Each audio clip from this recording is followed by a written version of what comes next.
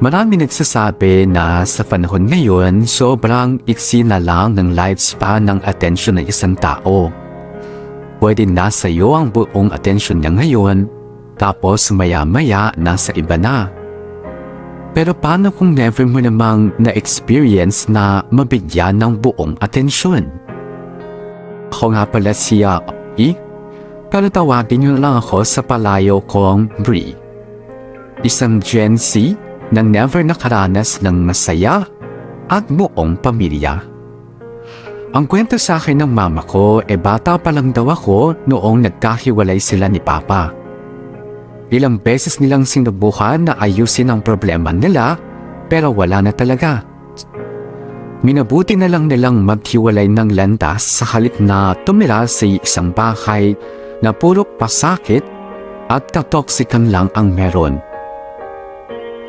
Masama pa ang loob ko sa mga magulang ko dahil hindi nila naparanas sa akin na magkaroon ng masayang pamilya? Somehow, yes.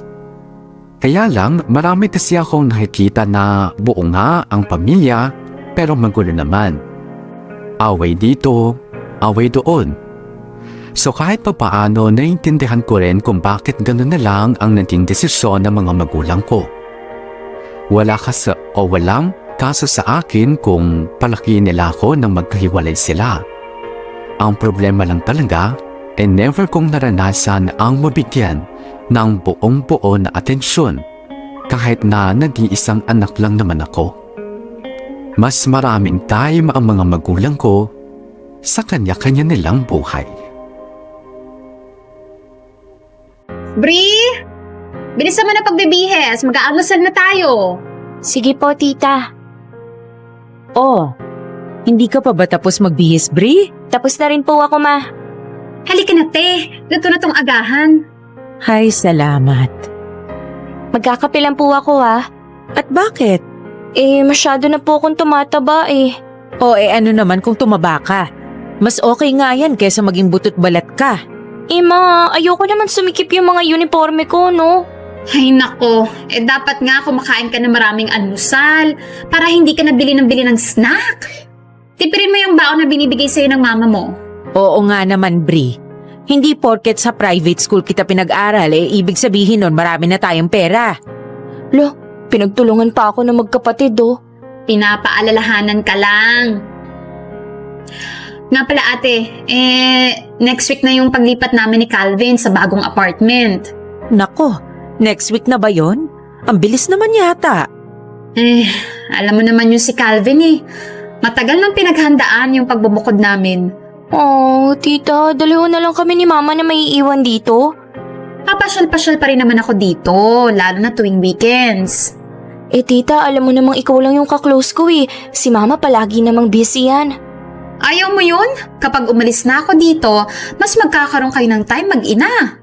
Alam ko na, what if ako na lang yung pumasyal sa apartment yun ni Tito Calvin? Pwede rin naman. Welcome ka naman dun. Basta wag mo lang araw-arawin, ha? Bigay mo rin yung privacy ng tito mo at tita mo. Baka naman araw-arawin mo yung pagpunta doon. Hindi po. Nga pala, sino yung a-attend ng PTA sa school namin? Next week na yun, Nako, hindi ako pwede anak Alam mo namang may klase din ako. May advisory class ako, kaya hindi ako makatakas sa school. O bakit? Hindi na ba ako pwedeng umattend doon? Porket bukod na kami ni Calvin, etsyapwera na ba ako? Yay! Pwede po kayo, tita? Syempre naman. Pwede. Yun! Nako, nandyan na yata yung service ko. Ang aga naman dumating. Oh, babaunin ko na lang tong sandwich, ha? Bree, yung bili namin sa'yo, ha? Kumain ka ng marami. Opo, ma. Mauna na ako. Sige ate, ingat. Ingat, ma. Ang sarap talaga ng kape sa umaga. So, ngayong nakaalis na si ate, meron ka bang gustong sabihin sa akin? Tita? Sino yung lalaking naghatid sa'yo kahapon? Tita! Boyfriend mo? Manliligaw? Classmate ko lang po yun. Asus, classmate lang daw. Hinatid-hatid ka pa uwi at bit-bit yung bag mo, classmate lang. Tita naman eh. Boyfriend mo na yun ano? Hindi Nandiligaw sa'yo? Opo. Ay, sabi na nga, be. Alam na ba ng mama mo yan, ha? Shh! Tita, secret lang natin to. Alam mo naman yung si Mama mag-react eh. Sasabihin na naman nun pinapabayaan ko yung pag-aaral ko kahit hindi naman. Eh, hindi nga ba? Syempre hindi, ang tataas kaya ng grades ko. Tita, please.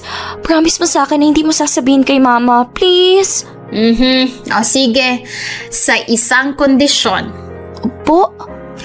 Kailangan magpakilala sa akin yung lalaking yan ng personal. Alo? Uwe, ayaw mo yata. Uwe, di sige. Iti-text ko na si ate ngayon mismo. Uy, tita, wag! Sige po, sasabihin ko sa kanya na dumaan dito mamaya pag uwi. Okay, good. Siguraduhin mo lang na magpapakita sa akin yan, kundi ako mismo ang magsusumbong sa mama mo. Opo, tita. Alam mo, okay lang naman sa akin yung pagtanggap mo ng manliligaw. Basta ang sa akin lang, dapat kilala namin ng personal. Kung malinis ang intensyon niyan sa'yo, hindi matatakot na magpakilala sa amin yung manliligaw mo.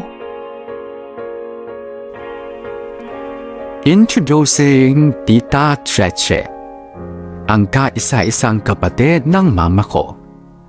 Bakit ko siya ibinibida sa kwento ko? Simple lang naman. Siya lang kasi ang nakakapagbigay sa akin ng atensyon na hindi ko nakukuha sa mga magulang ko. Siya ang nakikinig sa mga kwento ko, regardless kung maganda ito o hindi. Siya ang nakakaalam ng lahat ng nangyayari sa buhay ko.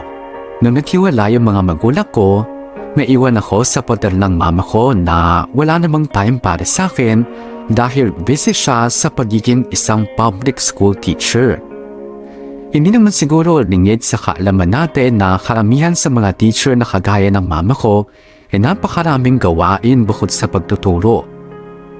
Nandyan ang walang katapusang class record, lesson plan at paminsan-minsan marami pang gawain na ipinapasa ang school sa kanila. Ang resulta, nakahati ang atensyon nila. Sa halip tuloy na itoon sa pamilya ang natitirang oras nila, napupunta patuloy sa mga take-home activities. At ang madalas na nagsasuffer ay yung mga anak na halos hindi nabibigyan ng sapat na pag-aaruga at pag-aasikaso.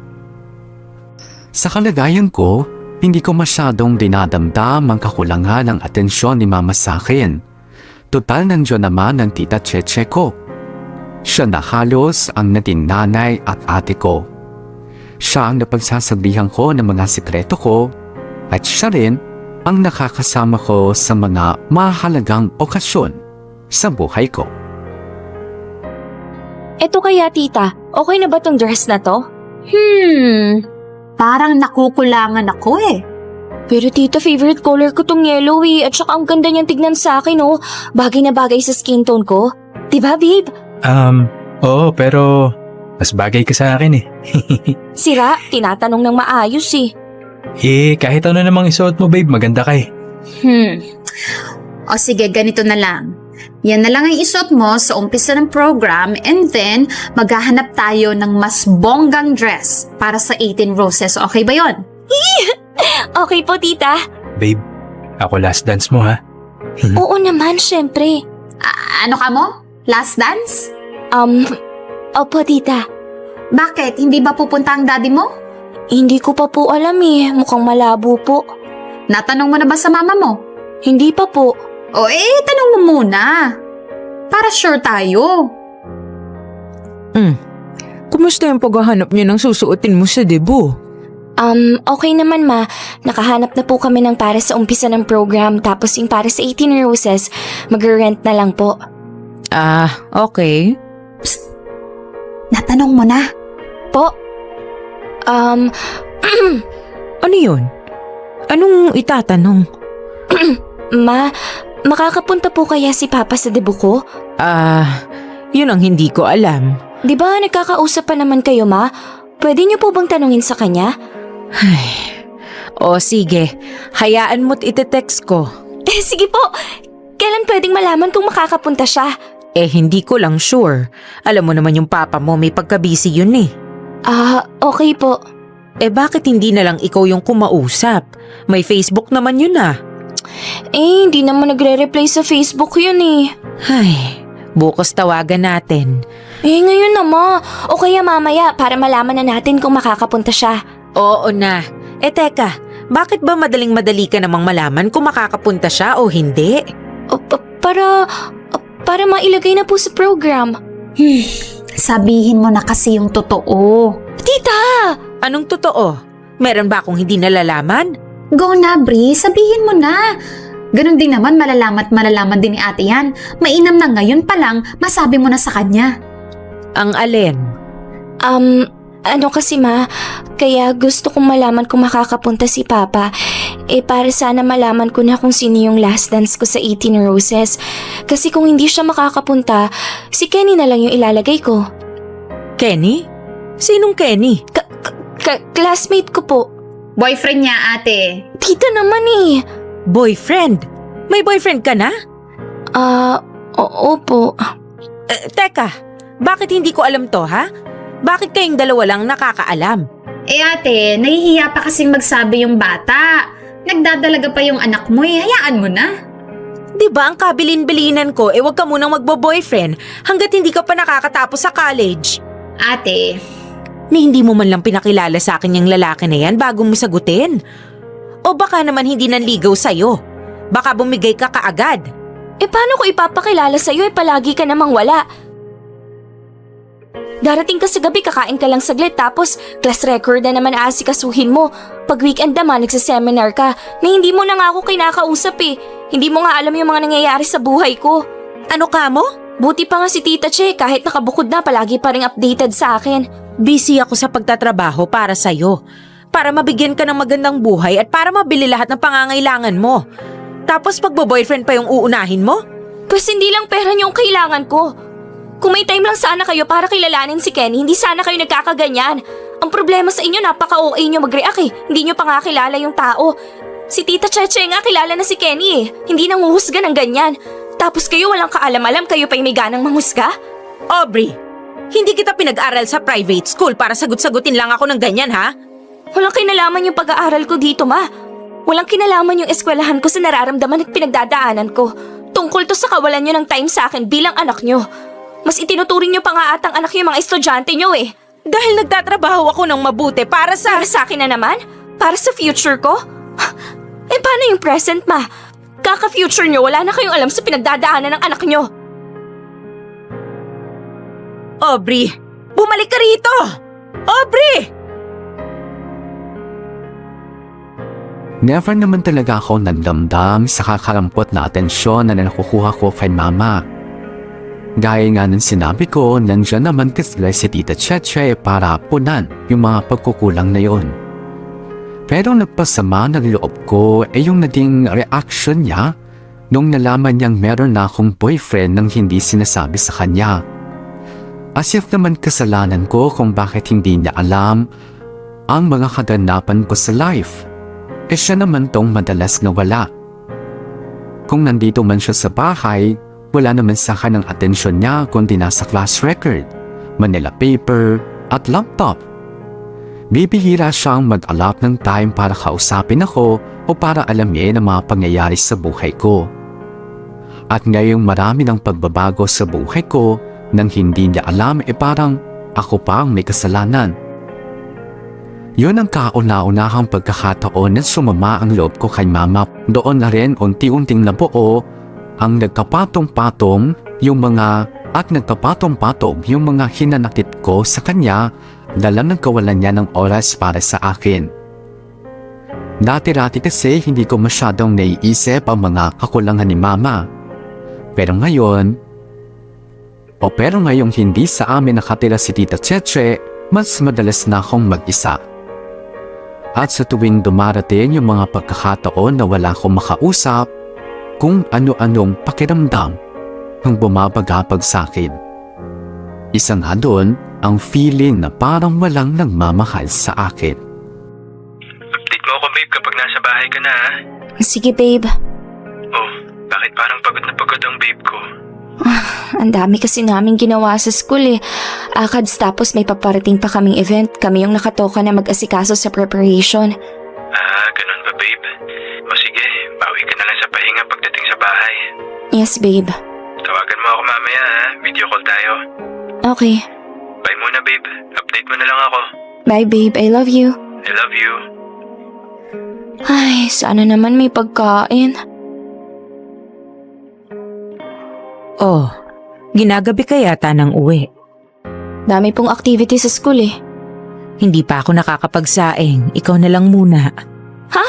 Hindi pa kayo nagsasaing? Hindi pa. Napakarami kong chinechika na project ng mga bata eh. Diyos ko naman, ma. Pagod na nga ako sa school eh. Magsasaing pa ako pag uwi ko.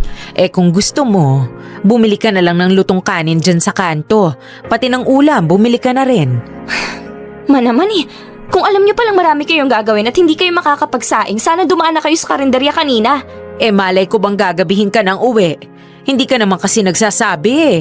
Hindi naman kasi kayo nagtatanong. Malaki ka na, Aubrey. Dapat kaya mo na ring alagaan yung sarili mo. Hindi yung lahat iaasa mo pa sa akin. Alam mo namang ang dami ko ring iniintindi. Ang daming iniintindi na puro trabaho na naman. Kakatrabaho nyo, nakakalimutan nyo nang may anak kayo. Pwede ba kahit sandali lang, ipahinga nyo muna yung pagiging teacher nyo at magpakananay naman kayo? Bakit ba masyado mong minamasama yung pagtatrabaho ko? Hindi lang naman para sa akin to ah. Oo na, gets ko na. Para sa akin na naman. Yun naman palaging sinasabi nyo sa akin eh. Aubrey, sana naman maintindihan mo kung gaano kahirap maging teacher. Pagkatapos ko magturo sa school maghapon, magche-check pa ako ng mga quizzes, ng assignment, ng project. Sa gabi naman, mag-aasikaso ako ng lesson plan. Buti sana kung may katuwang ako sa pag-aayos dito sa bahay. Wala naman eh. So anong gusto nyo? Ako pagagawa nun para sa inyo? Kahit weekend lang sana, anak. Kahit yun na lang sana maitulong mo sa akin. Ano kaya kung kahit weekend man lang, magpakananay ka? Aubrey naman. Alam mo namang umaattend pa ako ng mga seminar, di ba? Kailangan ding umusad ng career ko bilang teacher. Ang tagal-tagal ko ng teacher sa public school, hindi pa umuusad yung rank ko. Di sige, unahin niyo yung pagiging teacher nyo. Kalimutan nyo nang may anak kayo nagugutom at nangangailangan ng pag-aalaga nyo. Teka, saan ka pupunta? Aalis, sa ibang bahay na lang ako makikikain. Bumalik ka rito, Aubrey! Tapos ka na kumain babe? Oo babe, salamat Buti na lang palagi kang nandyan. Wala yon. Part yan ng pangako ko na alagaan kita. Buti ka pa na alagaan mo ko. Samantalang yung mismong nanay ko, nakalimutan na yata ako. Shh! Huwag mong sabihin yan, babe. Baka talagang busy lang din si tita. Mahirap din kaya maging teacher. Yung atensyon niya palagi na lang nasa class record. O kaya nasa mga notebook, libro, laptop. Kailan ko kaya mararanasan maalagaan bilang anak? Huwag kang mag-alala, babe. Kung hindi ka maalagaan ni tita, ako ang mag-aalaga sa'yo. Talaga? Oo, promise ko yan sa'yo. Thank you, babe. Thank you lang. I love you. I love you too, babe.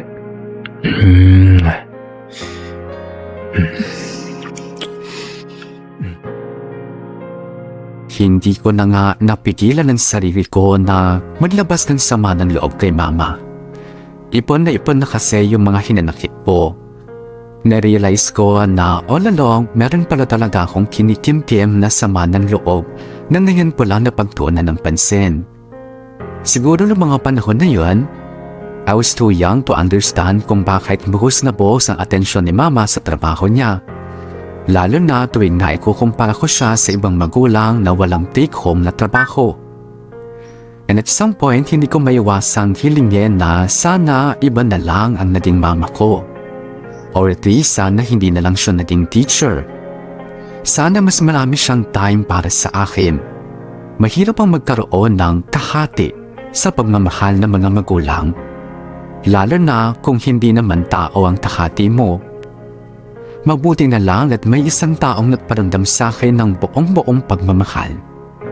At yun ay walang iba kundi ang boyfriend ko. Sa mga panahong wala na akong ibang matakbuhan o mapagsabihan ng sama ng loob, lagi siyang nandyan para makinig sa lahat ng rants ko sa buhay. Ibinigay niya sa akin ang pag-aalaga na hindi ko naramdaman mula sa sarili kong ina. Habang tumatagal, para bang palayo ng palayo ang loob ko sa mama ko. Kaming dalawa lang ang nakatira sa bahay pero halos hindi na kami nagkikita. Naging busy na rin kasi ako sa dami ng requirements sa school at si mama naman, as usual, nakatutok sa trabaho niya. Kung magkita man kami, halos hindi na rin kami nakakapag-usap. Madalas ko rin napapansin na para pang bulong-bulo at hindi mapakali si mama dahil na rin siguro sa dami ng tumatakbo sa isip niya. Minsan parang gusto kong magalit sa kanya dahil ganun na lang pong pangtuunan niya ng pansin ng trabaho niya. Minsan naman naaawa din ako dahil malaki din yung naging epekto sa kanya ng pag-alis ni Tita Cheche. Wala na siyang nakakatulong sa mga gawaing bahay, kaya mas lalong naging mahirap para sa kanya ang pagsabayin ang pagiging isang ina at pagiging isang teacher.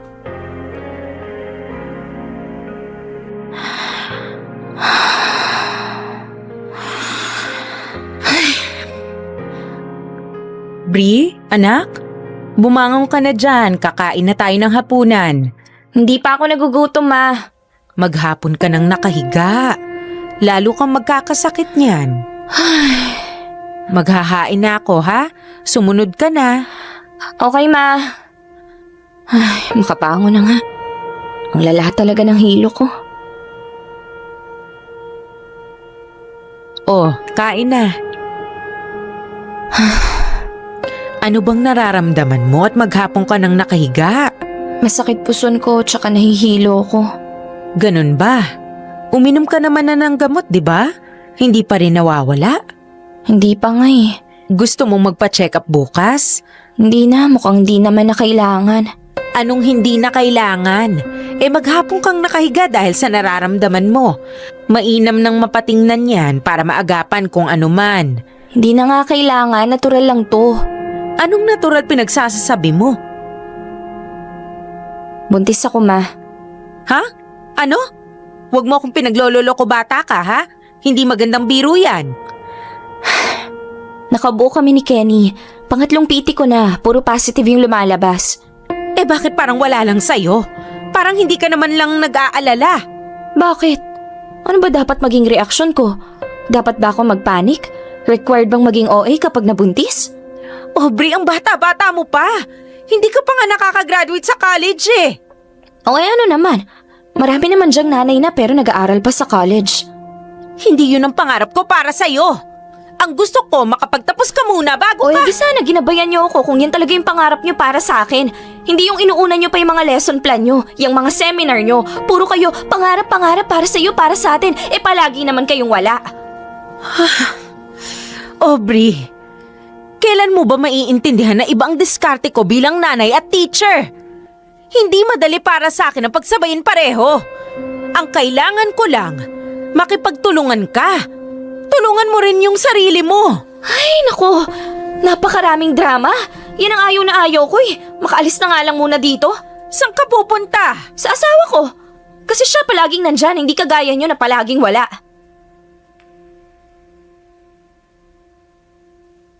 Tao po? Tao po? Kenny? Babe? Ay, bakit kaya hindi nagre-reply yun? Uy, Bri, ikaw pala yan. Hi, si Kenny, nandyan ba? Si Kenny? Oo, nandyan ba siya? Hindi kasi nagre-reply sa chat ko eh. Ayaw din sagutin mga tawag ko. Hindi ba siya nagpaalam sa'yo? Nagpaalam? Bakit? Saan siya pupunta? Umuwi siya ng Batangas, Bri eh. Umuwi? Batangas? Wala naman siyang sinabi sa akin. Yun lang. Kailan daw siya babalik? Wala na siyang balak bumalik. Hindi pala kayo nag-usap? Hindi eh. Hindi nga siya nagre-reply eh.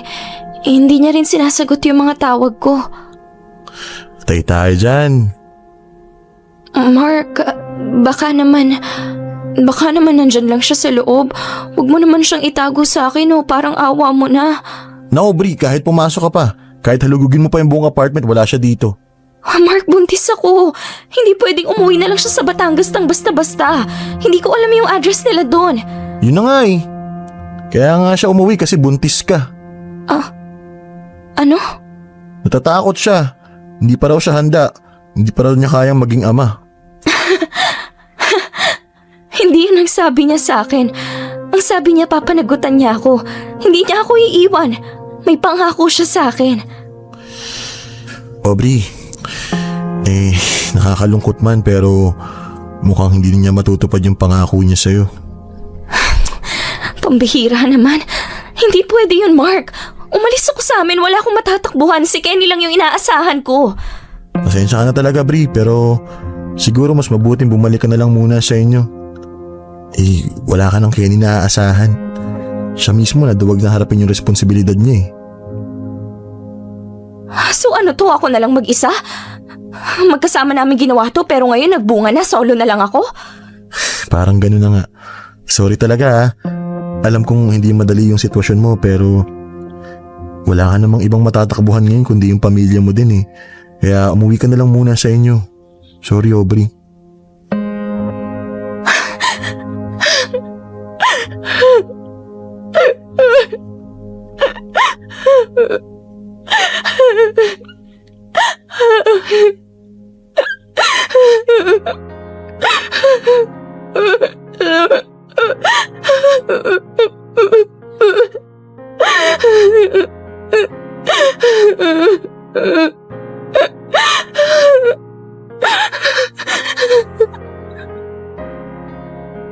Parang wala lang sa akin noon nung nalaman ko nagdadalang tao ako.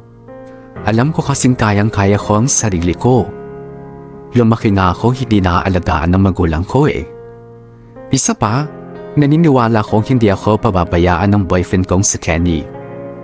Pero nung nalaman kong nagpakalayo-layo siya at tinakasan ako, para akong pinagsakloban ng langit at lupa. Tandang-tanda ko pa ang pakiramdam nung gabing yun. Naninginig ako sa takot na baka tuluyan na ngang hindi magpakita sa akin si Kenny. Wala akong matakmuhan. Hindi rin ako makalapit kay Tita Cheche dahil alam kong madidisappoint siya sa balitang nabuntis ako ng maaga. Kaya naman wala akong ibang nagawa kundi ang bumalik na lang sa bahay namin. Bago ako umuwi, inintay ko munang sumapit ang madaling araw para siguradong tulog na si Mama. Bagsak na bagsak ako noon bukod sa literal na madilimang gabi, parang nilamon na rin ako ng kadiliman. Hiyang-hiya ako sa sarili ko. Gustong-gusto kong patunayan na hindi ko kailangan si Mama sa buhay ko. Pero mas lalo lang pinarealize sa akin ng mundo na kahit anong mangyari, kay Mama pa rin ako tatakbo. Yung galit na nararamdaman ko sa kanya, sa isang iglap lang ay napalitan ng hiya.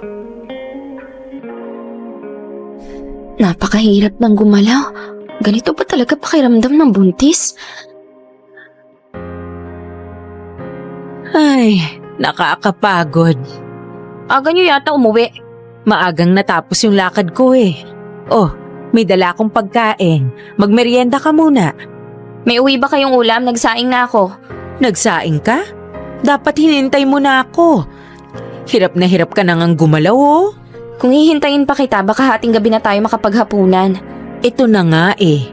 Maaga na akong umuwi. Eh di sana sinabi niyo na agad na maaga kayong uuwi at saka ganun din naman eh. Mga class record din naman aatupagin niyo kaya hindi rin kayo makakapag-asikaso dito sa kusina. Ay, wala na akong class records na aasikasuhin. Himala. Nag-resign na ako sa school. Nag-resign? Kayo? Sus, maniwala ako. Ay, hindi mo naman kailangang maniwala. Paano ako maniniwala sa inyo buong buhay niyo inalay niyo sa pagtuturo, ngayon pa kayo magre-resign? Ay, sige na. Magpahinga ka na dun sa kwarto. Ako nang mag-aasikaso ng hapunan natin. Bakit ka nag-resign? Malaki na yung tiyan mo.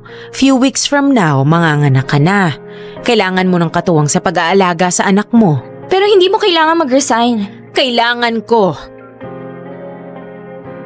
Kasi yun na lang ang pagkakataon ko para makabawi sa'yo. Pinagsasabi mo. Palagi mong sinasabi sa akin na wala na akong time para sa'yo, di ba? Na palagi kong inuuna yung pagiging teacher ko. Heto na! Ikaw na yung uunahin ko ngayon. Kayo na yung uunahin ko. Eh bakit parang masama yung loob mo? Alam mo anak, kahit kailan, hindi ko naman gustong pabayaan ka. Pero kung kaya ko lang pagsabayin yung pagiging teacher at pagiging magulang sa'yo, gagawin ko. Napag-isip-isip ko na sa buong buhay ko, palagi kong inuuna yung trabaho ko. Kaya ngayong may pagkakataon ako para bumawi sa'yo, hindi ko napapalampasin yun. Kahit pa isakripisyo ko yung sarili kong pangarap, gagawin ko. Hoy, bakit parang irritable ka pa? Naiinis kasi ako, tita eh. Naiinis? Bakit? Para kasing tanga si mama. Ang tagal-tagal na niyang teacher, ngayon pa siya magre-resign. Sinayang na lang lahat ng pinagpaguran niya. Eh bakit? Mukha bang masama yung loob niya? Yun na nga yung mas nakakainis eh. Parang wala lang sa kanya yung sinayang niya.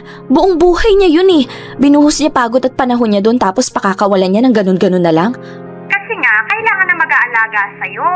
Lalo pag nanganak ka na. Eh paano yan? Eh di hindi na siya makakabalik sa pagtuturo. Eh mukhang hindi naman na importante sa kanya yun. Kayo na yung mas mahalaga sa kanya, ikaw at yung anak mo. Ay, ewan.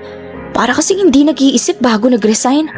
Alam mo, Bri, maraming inilaban si ate para dyan sa pangarap niyang pagti-teacher.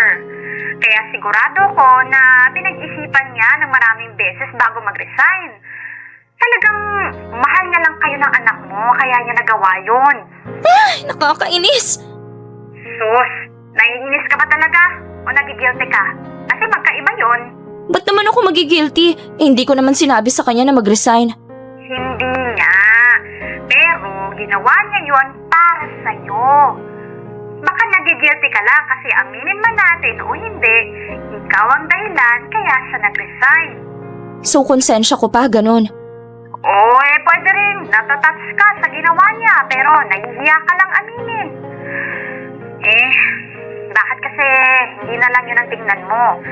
Sa halip na mainis ka sa pagre-resign ng mama mo, magpasalamat ka na lang at nagawa niyang isakripisyo ang pagiging teacher niya para lang magampanan yung pagiging nanay niya sa'yo. Mahirap mang aminin pero tama si Tita Cheche. Hindi naman totoong nagagalit ako kay mama dahil isinakripisyo niya ang pagiging teacher niya para sa amin na magiging anak ko. Ang totoo, nakukonsensya ako. Alam ko kasi ang lahat ng paghihirap ni mama para pangalagaan ang trabaho niya. Alam ko kung paano niya pahalagahan ang imahe niya bilang teacher. Sa haba ng panahon ng pagtuturo niya, nakita ko rin kung paano niya mahalin ang mga estudyante niya at kung paano din siya mahalin ang mga ito pabalik. Isa si mama sa mga teacher na totoo at tapat sa sinumpaang tungkulin. At para isakripisyo niya ang lahat ng iyon na isang malaking sampay para sa akin.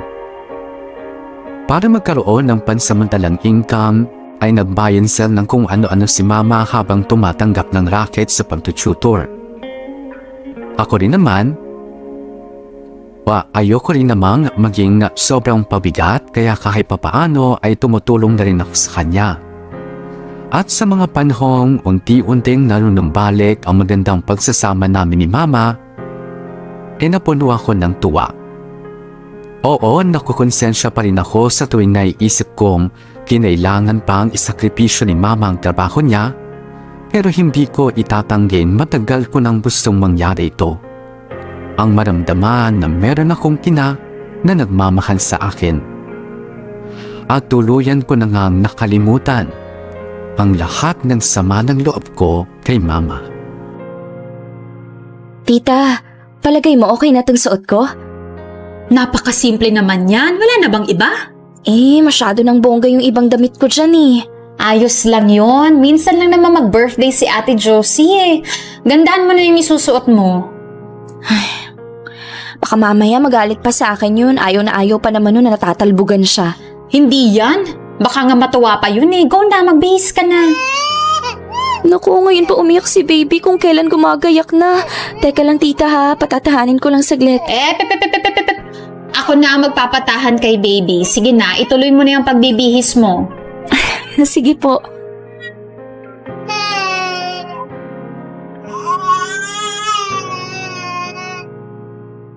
Kayo na lang pumunta kay ate, Han. May iwan na lang ako dito sa car. Ako na lang mag-aalaga kay baby. Sure ka, Han? Yes. Okay, pag biglang umiyak si baby, tawagan mo lang ako, ha? Alright. O tara na, Bri.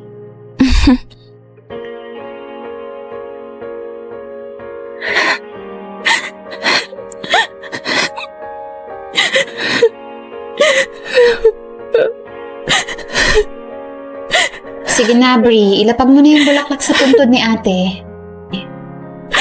Happy birthday, Ma. Happy birthday, ate. Sayang, hindi ka na namin makakasama mag-celebrate. Iniwan mo na kami. Ma, alam kong naririnig mo ako kung nasan ka man. Gusto ko lang malaman mo na sobrang nagpapasalamat ako sa lahat ng sakripisyo na ginawa mo para sa amin. Si baby, nag-uumpisa na siyang tumayo. Huwag kang mag-alala sa amin, Ma. Hindi kami pinapabayaan nila Tita Cheche at Tito Alfie.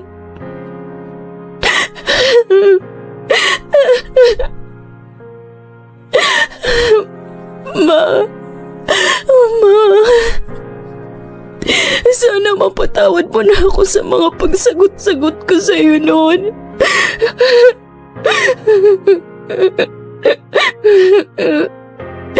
Sorry. Matagal ka na niyang napatawad, Aubrey. Sino ka? Anong ginagawa mo dito sa puntod ni Mama? Kuya Peter? Hi. Tita, kilala niyo po siya? Nagpunta ako dito para batiin din ng happy birthday ang mama mo. Kilala niyo si Mama? Higit pa sa kilala. Bri, si Kuya Peter, Kuya, ikaw na magkwento. Hindi ko alam kung paano sisimulan eh. Bale, after kayong iwanan ng papa mo, ako yung sumunod na minahal ng mama mo. Bakit hindi ko alam? Matagal naging kami. Kaso ayaw ipaalam ng mama mo sa'yo yung tungkol sa amin eh. Kasi baka daw isipin mo na may kahati ka sa atensyon niya. Lalo't madalas ka nang magselos nun sa tuwing binubuhos niya yung oras niya sa trabaho niya. Mahal na mahal ka ng mama mo, Bri. Kaya nung malapit ka ng mga anak, nakipaghiwalay siya sa akin kasi gusto niyang ibuhos yung buong atensyon niya sa'yo at sa magiging anak mo. Sabi ko naman sa kanya, okay lang naman sa akin kahit na tara-tarang oras lang ibigay niya sa akin. Patitiis ko naman yun eh. Kaso ayaw niya daw nang nadidivide yung atensyon niya. Kaya pinili niyang mag full-time mom lang sa inyo. At sa isip-isip ko naman, okay sige, willing naman ako maghintay hanggang sa pwede na ulit. Baka sakaling kapag malaki na yung anak mo, pwede na ulit. Kaso hindi ko inakalang kukunin na pala siya ng lintik na virus na yan. Hindi ko alam na may ganung pinagdadaanan pala si Mama. Hindi mo naman kailangan malaman eh. Yun ang palagi niyang sinasabi. Si Mama talaga, oh. Akala ko pa naman siya yung walang alam sa mga nangyayari sa buhay ko. Yun pala, ako yung walang kaalam-alam sa mga pinagdadaanan niya. Palagi kong isinusumbat sa kanya yung kakulangan niya sa oras dahil sa pagiging teacher niya. Pero nakalimutan ko. Hindi nga lang pala siya basta teacher. Tao din siya. May mga problema. May dinadamdam. Sigurado ako masaya ang mama mo kung nasa mansiyang yun. Balita ko, very good mommy ka daw sa baby mo eh. Opo, lahat yun nakuha ko kay mama. Hindi man niya ako naturuan kung paano mag-alaga ng bata. Naturuan naman niya ako kung paano maging mabuting magulang. At yun ang pinakamagandang aral na naituro niya sa buong buhay niya. Dahil doon, masasabi kong isa nga siyang ganap na teacher. Tagumpay siya bilang isang guro. Hindi siya nabigo na ituro sa akin ang pinakamalaking aral na natutunan ko sa buong buhay ko. Yon ay kung paano maging isang mapagmahal na magulang. Kung ano o sino man ako ngayon bilang isang Mommy Brie, lahat ng yon ay dahil kay Mama.